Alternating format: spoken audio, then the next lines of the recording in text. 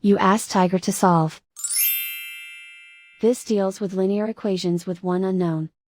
The final result is x equals -17/10. Let's solve it step by step. Group all x terms on the left side of the equation. Add 30x to both sides. Group like terms. Simplify the arithmetic.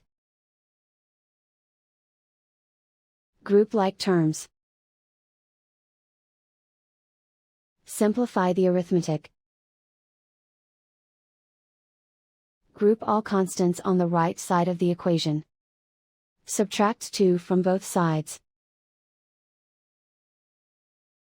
Simplify the arithmetic.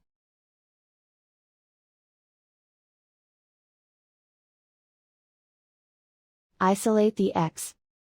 Divide both sides by 10. Simplify the fraction. And so the final result is x equals -17/10.